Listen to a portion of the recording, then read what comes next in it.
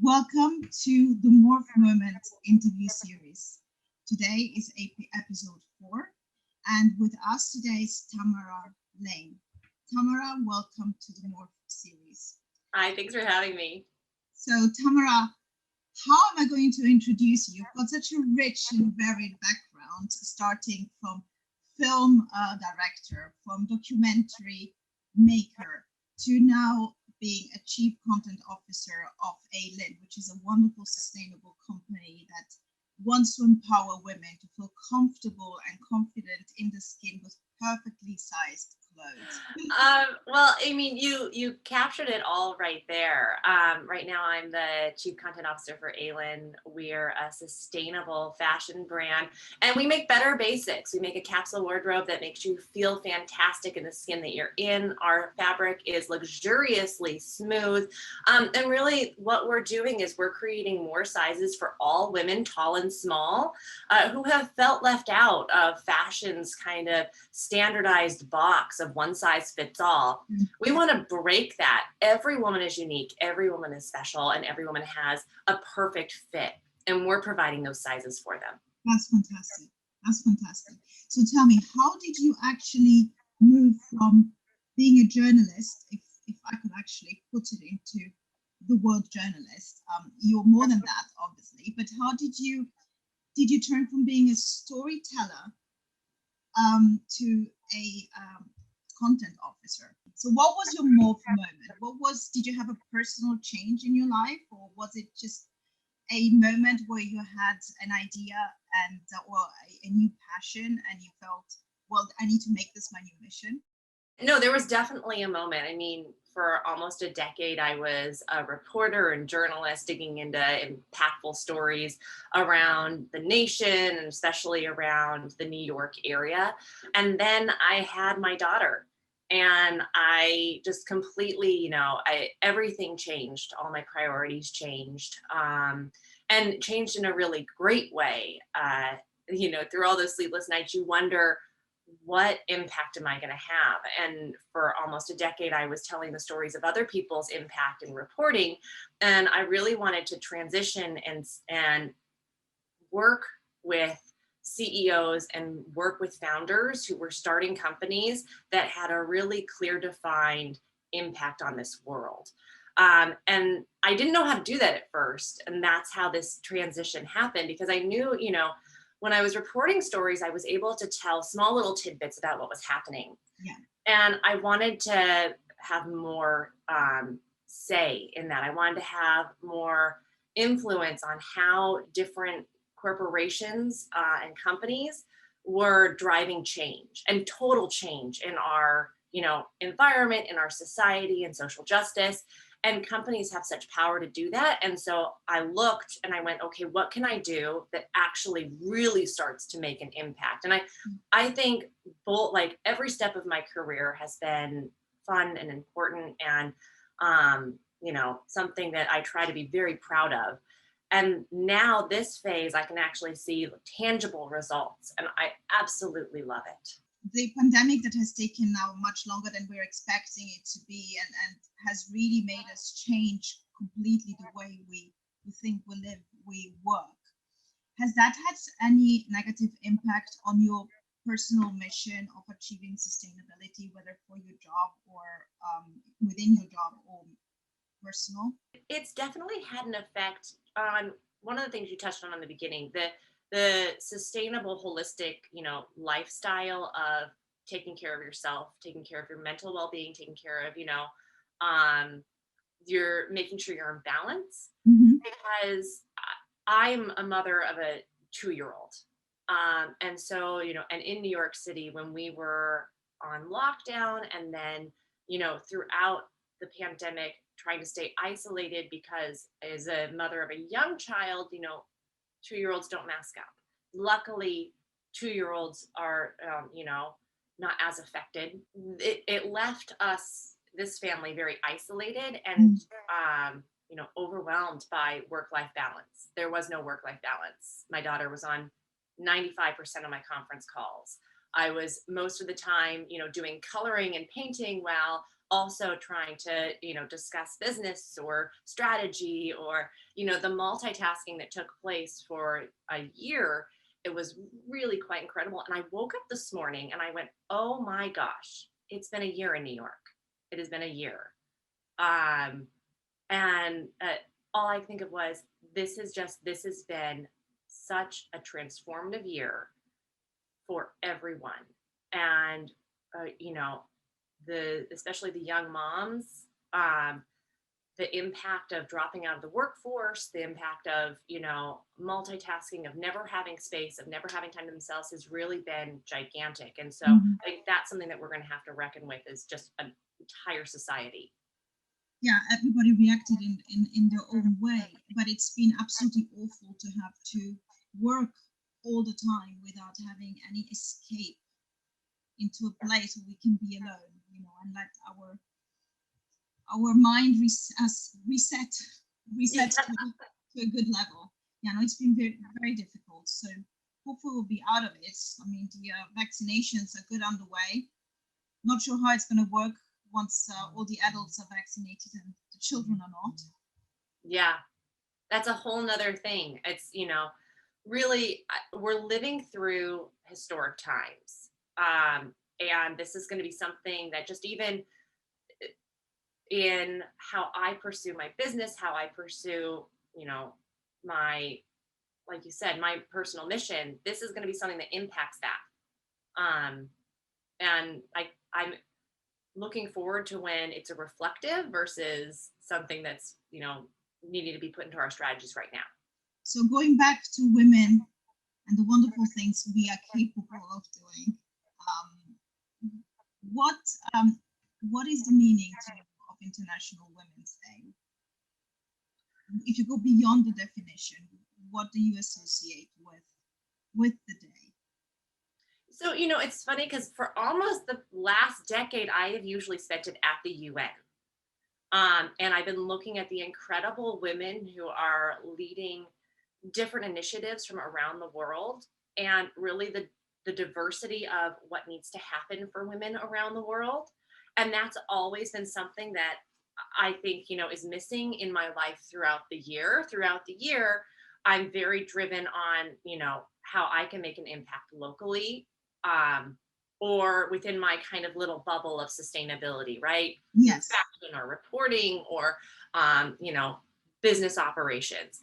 And for the last decade, I've been at the UN, where women are working hands-on with water initiatives, with, community growth, with stopping violence against women.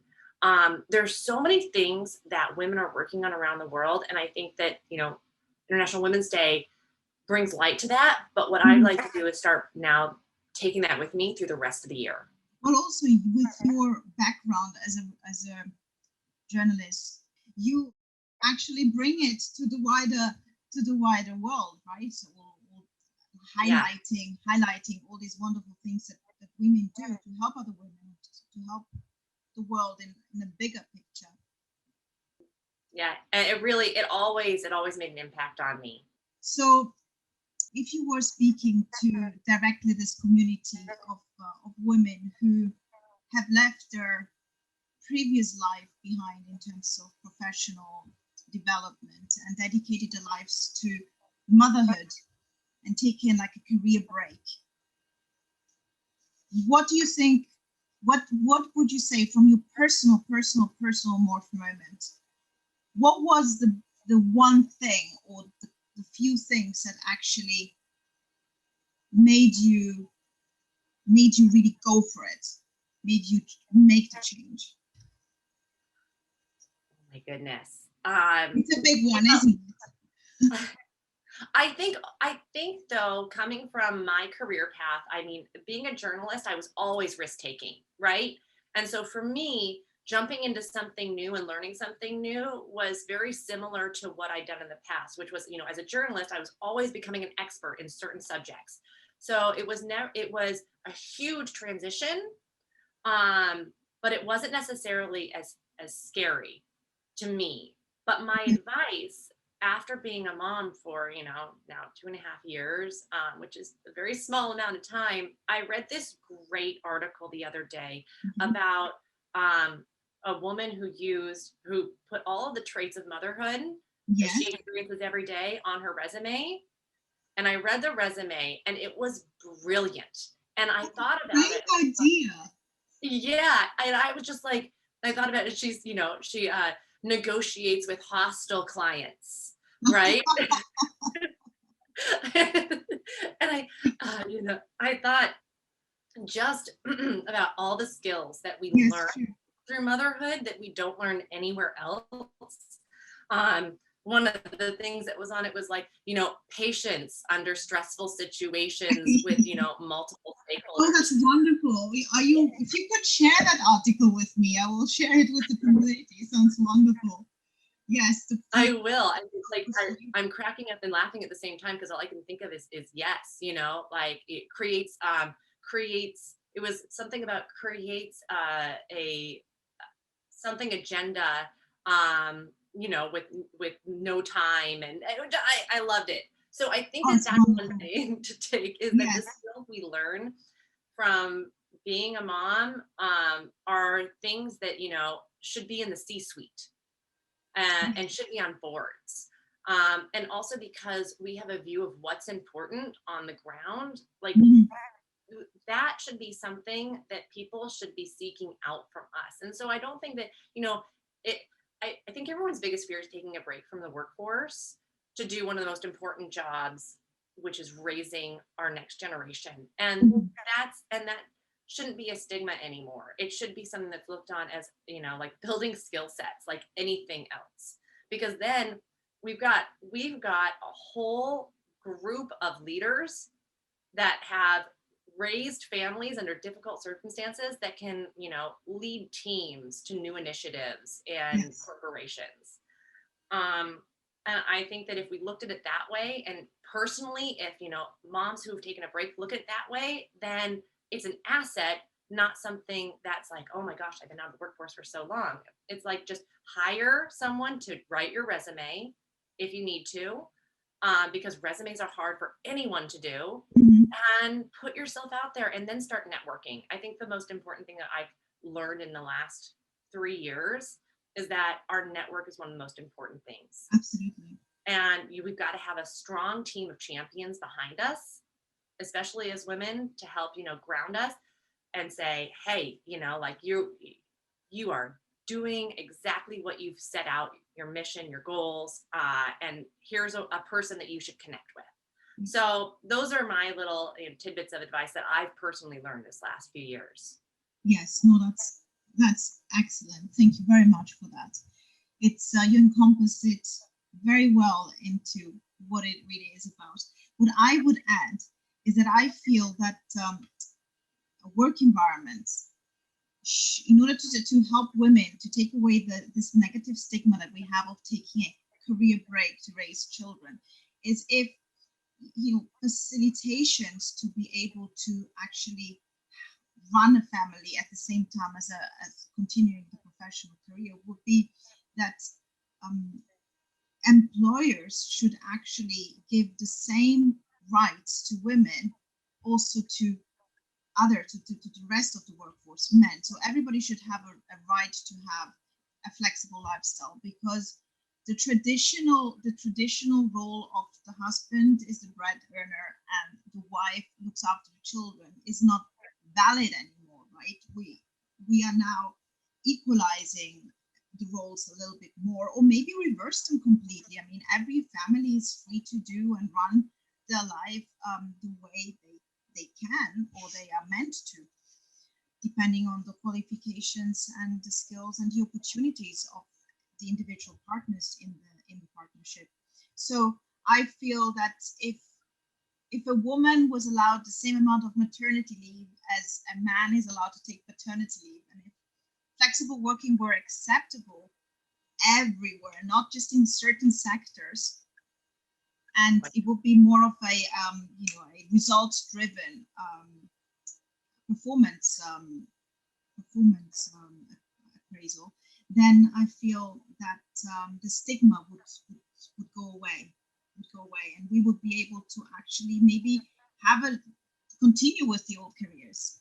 Obviously, sometimes when you take a longer break, it's difficult to go back. I lost my client base when I dedicated my time to the children, so I couldn't really get back to where I was working, which was great because it opened my horizon and I came up with a different moment. But yeah, I think a lot needs to happen.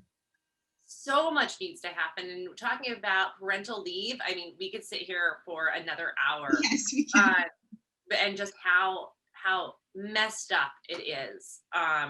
And the critical bonding time that men need with children as well, and that they're not given, and that women don't get paid maternity leave here in the US. It's not like a universal thing. So there's just so much that needs to change from beginning to end. But I do feel like, I mean, women are so resilient that we keep paving away and we keep pushing forward. So that's what excites me. Yes, we're resilient and very morphable. Exactly. And with that, Tamara, thank you so much for taking time out of your super busy schedule, and in every way busy schedule. And it was a pleasure to have you here and share your personal experiences with my community. Thank you very much indeed. Thank you. I love this series. Thank you for having me. Thank you.